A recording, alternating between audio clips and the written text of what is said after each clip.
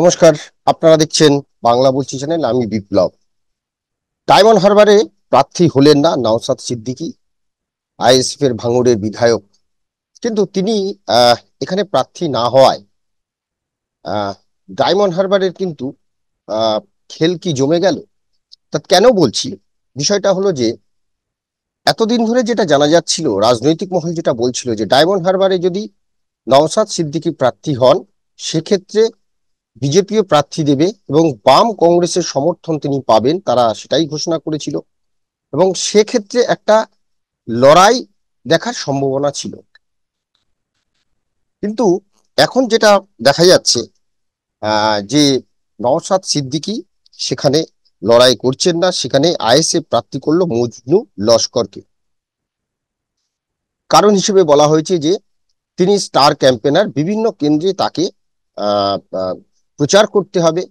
সেই জন্য তিনি যদি একটা কেন্দ্রে প্রার্থী হয়ে সেখানে আটকে যান, তাহলে অন্যান্য কেন্দ্রগুলোতে ধাক্কা খাবে। তাদের এই সিদ্ধান্ত কেন, কি বৃত্তান্ত, সেটা আমরা পরে আসছি। কিন্তু ডায়মন্ড হারবারে চাপ বাড়ল বিজেপির, এটা নিয়ে কোনো সন্দেহ নেই। বিজেপি বোধহয় এতদিন ধরে অপেক্ষা করছিল যে ডায়মন্ড হারবারে নওশাদ সিদ্দিকী প্রার্থী হন কিনা, সেদিকেই তাদের নজর ছিল। কিন্তু দেখা গেল নওশাদ সিদ্দিকী ডায়মন্ড হারবারে প্রার্থী হলেন না। এক্ষেত্রে তারা যাদের যাদের ভেবেছিল, অর্থাৎ বিজেপি যাদের যাদের ভেবেছিল, তাদের মধ্যে অনেকের নামই শোনা গিয়েছিল। কখনো সোনালী গুহ, কখনো শঙ্কুদেব পান্ডা, কখনো কৌস্তব বাগচি, কখনো দিলীপ ঘোষ, কখনো অগ্নিমিত্রা পাল, এদের নাম শোনা গিয়েছিল। এখন আবার প্রিয়াঙ্কা টিবরেওয়ালের নামও শোনা যাচ্ছে। এখন প্রশ্ন হলো যে এরকম যাদের নামগুলো বললাম, তাদের মধ্যে দিলীপ ঘোষ, অগ্নিমিত্রা পাল ইতিমধ্যে প্রার্থী হয়ে গেছেন। কৌস্তব বাগচি, শঙ্কুদেব পান্ডা, রুদ্রনীল ঘোষ বা প্রিয়াঙ্কা টিবরেওয়াল, এই যে এরা প্রার্থী, এরা কি অভিষেক বন্দ্যোপাধ্যায়ের বিরুদ্ধে প্রার্থী হলে সেরকম কি কোনো প্রভাব ফেলতে পারবেন ডায়মন্ড হারবারে? নিশ্চয়ই নয়। যদি একমাত্র নওশাদ সিদ্দিকী হতেন, তাহলে হয়তো কিছুটা মুখ রক্ষা করা যেত। কিন্তু এখন চাপ বাড়লো, কিন্তু বিজেপির কথা বলাই যায়।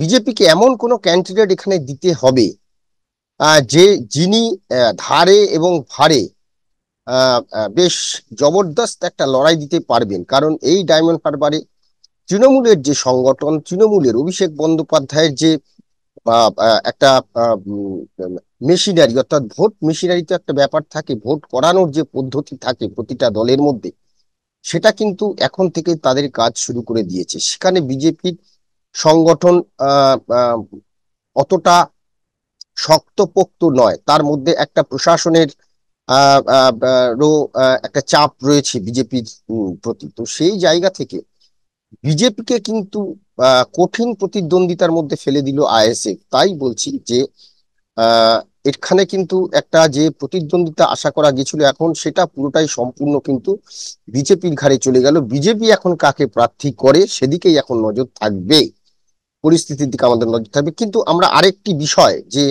এই যে ডায়মন্ড হারবারে নওশাদ সিদ্দিকী এত দিন ধরে অভিষেক বন্দ্যোপাধ্যায়কে চ্যালেঞ্জ ছুড়েছিলেন, নিজেই কয়েক মাস ধরে বলেছেন তিনি এখানে প্রার্থী হবেন, কিন্তু হলেন না। এবং সেই সঙ্গে তারা 8টি আসনে আগে তো প্রার্থী ঘোষণা করেছিলেন এবং আরো 5টি আসনে তারা প্রার্থী দিলেন, অর্থাৎ 8, 5, 13টা কেন্দ্র। একটা লোকসভা কেন্দ্র প্রার্থী দেওয়া মানে চারটেখানি কথা নয়। সেখানে তাদের সংগঠন মজবুত না হলে কিভাবে তারা করবেন, তারা কি কি ভাবছেন জানি না। কিন্তু যতদূর জানা যাচ্ছে বা রাজনৈতিক মহল যেটা বলছে, এটাতে কিন্তু আইএসএফ এর যে একটা উত্থান, আইএসএফ এর যে প্রতি মানুষের যে একটা লড়াকু মনোভাব, এই যে বিষয়টা দেখা যাচ্ছিল ডায়মন্ড হারবারে, কিন্তু এই প্রার্থী না হওয়ায় আইএসএফ কিন্তু একটা জোর ধাক্কা খাবে এই বঙ্গে। কারণ তাদের সংগঠন কিন্তু পুরোটাই, আজকে নওশাদ সিদ্দিকী ভাঙড়ের বিধায়ক হয়েছেন, কিন্তু পুরো সংগঠন পেছন থেকে কিন্তু বুথ সাপোর্ট থেকে শুরু করে পুরোটাই দিয়েছিল কিন্তু সিপিএম।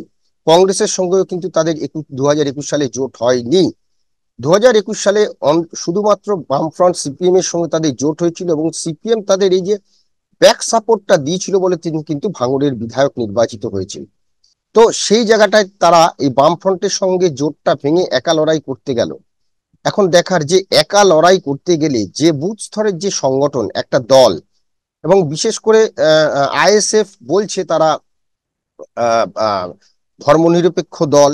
কিন্তু প্রশ্ন হলো যে সত্যি সত্যি তারা যদি ধর্মনিরপেক্ষ দল হয় তাহলে কিন্তু তাদের দলের যে সংগঠন, সেই সংগঠন সত্যি সত্যি কতটা রয়েছে সেটা নিয়ে একটা প্রশ্নের মুখে। এবং নওশাদের দলের এই ভূমিকায় সমালোচনা হয়েছে সিপিএম, কংগ্রেস, তারাও বলছে।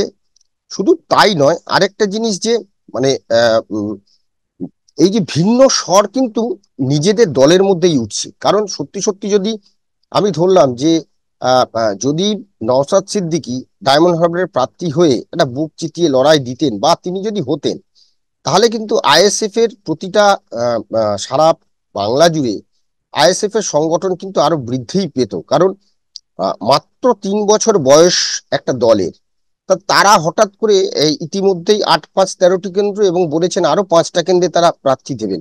18টা কেন্দ্রে প্রার্থী দেওয়া মানে, যেখানে সিপিএম সাহস পায়নি এই অবস্থায়, যে সিপিএম 34 বছর ক্ষমতায় থাকার পরেও তারা বোধহয় সাহস পায়নি এতগুলো কেন্দ্রে তারা প্রার্থী ঘোষণা করবে। তো সেই জায়গাটায় কিভাবে তারা করবে, এবং তাদের নিজেদের মধ্যে ভিন্ন স্বর উঠতে শুরু করেছে। শুধু তাই নয়, বসিরহাটের যিনি প্রার্থী তিনি কিন্তু আহ বলেছেন যে শহীদুল ইসলাম, বসিরহাটের যাকে আগে প্রার্থী ঘোষণা করা হয়েছিল শহীদুল ইসলাম মোল্লা, তিনি কিন্তু আগে বলেছিলেন বাম কংগ্রেস এবং আইএসএফ এর জোট হলে তবেই আমি নির্বাচনে প্রতিদ্বন্দ্বিতা করব। যখন জোট ভেঙে দিল, সেখানে কিন্তু বসিরহাটের ক্যান্ডিডেট শহীদুল ইসলাম মোল্লা তিনি কিন্তু সরে দাঁড়িয়েছেন, সেখানে তারা অন্য একজন প্রার্থী দিয়েছে। তো আগামী দিনে কিন্তু এই যে আইএসএফ এর যে একটা আহ দ্রুত বাড়ছিল, বা মানুষের মনে যে একটা নওশাদ সিদ্দিকীর প্রতি একটা বিশ্বাসযোগ্যতা বাড়ছিল, সেটা কিন্তু কোথাও একটা ধাক্কা খাবে।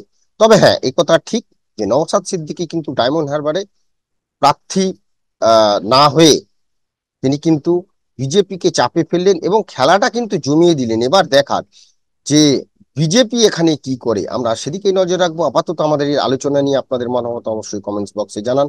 ভালো লাগলে অবশ্যই লাইক দিবেন এবং আমাদের আপনাদের মতামত জানাবেন। সবাই ভালো থাকবেন। নমস্কার। বাংলা বলছি চ্যানেলটি সাবস্ক্রাইব করুন এবং সমস্ত অনুষ্ঠানের আপডেট পেতে বেল আইকনটি অন করুন।